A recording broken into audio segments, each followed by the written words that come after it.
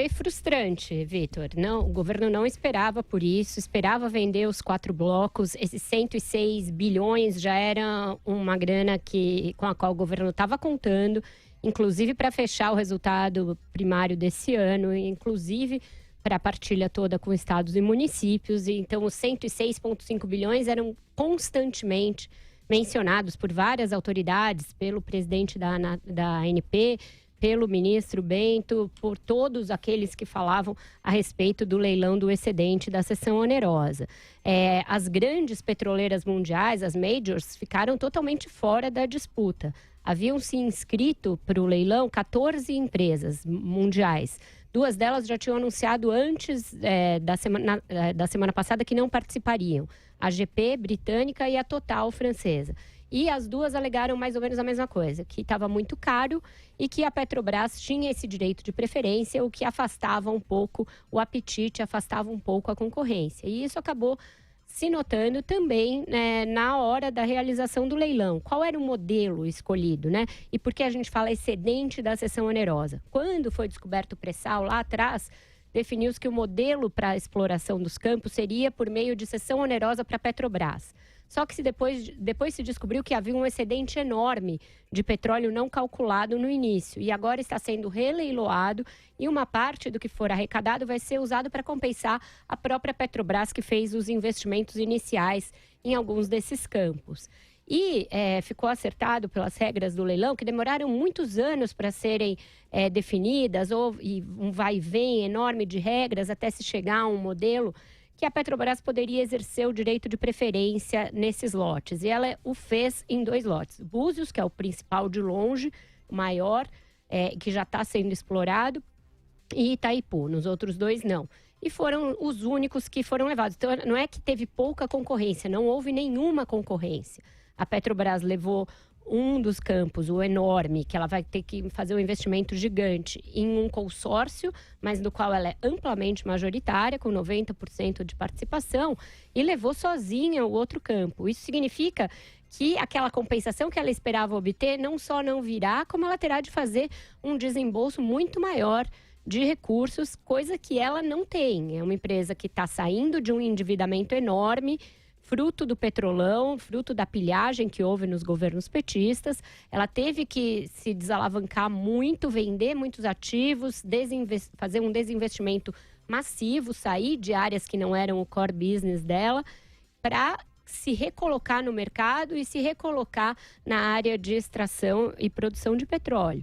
Agora, para que o pré-sal realmente dê os frutos que o governo espera, ele vai precisar de investimentos muito volumosos e existe uma dúvida se a Petrobras tem esse dinheiro. Além disso, não está entrando $1 quase externo no Brasil por conta dos leilões. Vai entrar um pouco dessa participação chinesa, mas que vai se diluir aí perto do enorme gasto que a Petrobras vai ter de fazer em novos investimentos. Então, uma frustração muito grande. O próprio presidente da Petrobras pareceu bastante contrariado. Na breve entrevista que ele deu depois, Roberto Castelo Branco disse que ele esperava concorrência, o que não aconteceu. Deu para ver agora, apesar desse spinning job que está sendo feito por algumas autoridades do governo, de que eles já sabiam e tal, deu para ver a frustração, né, por parte das autoridades. E aí o resultado o dólar subiu, tem análises aí de grandes consultorias mundiais e da imprensa internacional de que não existe ainda confiança no Brasil, confiança na capacidade do Brasil de vencer a sua profunda crise econômica e nem de garantir as condições para que quem venha investir aqui tenha algum lucro. O modelo adotado, esse dos leilões de hoje, era o seguinte: o bônus pela concessão era fixo, portanto não tinha ágio no leilão, e o que o governo e a Petrobras ganhariam depois seria no que as pessoas que entrassem no leilão oferecessem em termos de vantagem de óleo, bônus por óleo. E nem isso houve, porque se não houve concorrência, então você fechou por uma oferta menor do que se esperava. Em todos os aspectos, bem frustrante. Agora essas 2 áreas que não foram vendidas vão ser reofertadas no ano que vem, lá na frente. E o governo vai ter de estudar uma mudança nesse modelo, porque já deu para ver que ele não é atraente, Vitor. Tem muita coisa a se aprender, mas eu não tiro totalmente a culpa do governo atual, não, porque essas regras foram definidas pelo atual governo, do excedente da cessão onerosa, de como seria feito. Foi definido em março. E o governo Michel Temer, no seu curto espaço de tempo, atentou para a necessidade de se mudar esses marcos e mudou muita coisa. Mudou a obrigação de conteúdo nacional nas licitações, tirou a Petrobras como exploradora única dos marcos, mas faltou acabar com o regime de partilha. Foi a parte que faltou. O Bolsonaro tinha de ter priorizado isso. Se o governo é liberal, se foi eleito com uma pauta liberal e se já se sabia que a partilha era um desastre, a partilha criada nos governos Lula e Dilma, isso deveria ter sido uma prioridade. Não agora, depois do leite derramado e o principal campo do pré-sal ter sido vendido sem concorrência nenhuma, agora a diretoria da ANP está falando, para os próximos leilões nós vamos ter de rever, porque a partilha não é assim tão atraente, mas isso já se sabia.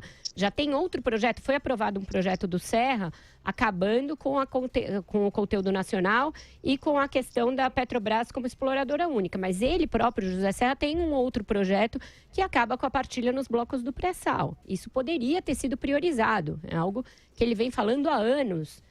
Porque o PSDB, quando quebrou o monopólio do petróleo lá atrás, nos anos 90, estabeleceu o regime de concessão, que fomenta mais a concorrência quando é explorado. Mas no pré-sal, que foi descoberto nos governos do PT, o modelo adotado foi outro, foi o da partilha. Então, isso teria de ter sido mudado. Todos os especialistas em petróleo falam isso desde sempre. Não se conseguiu mudar no Michel Temer, mas já se avançou no curto mandato do Temer em tirar as coisas que a Dilma tinha colocado lá e que dificultavam a concorrência nessa área, mas faltou o primordial, que era acabar com a partilha e voltar com o sistema de concessão.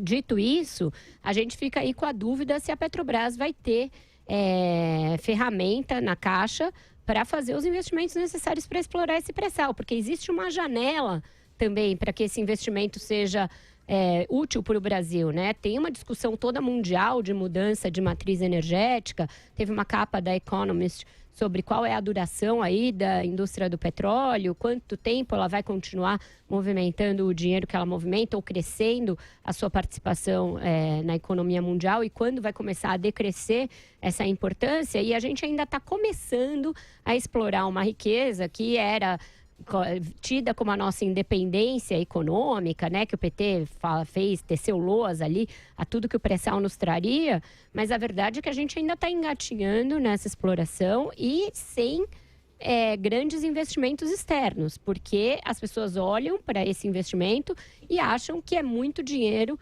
para poucas garantias, para marcos muito fluidos, para pouca competição. Então, a gente tem de rever esse modelo, sim, mas eu acho que já deveria ter sido revisto para esse leilão.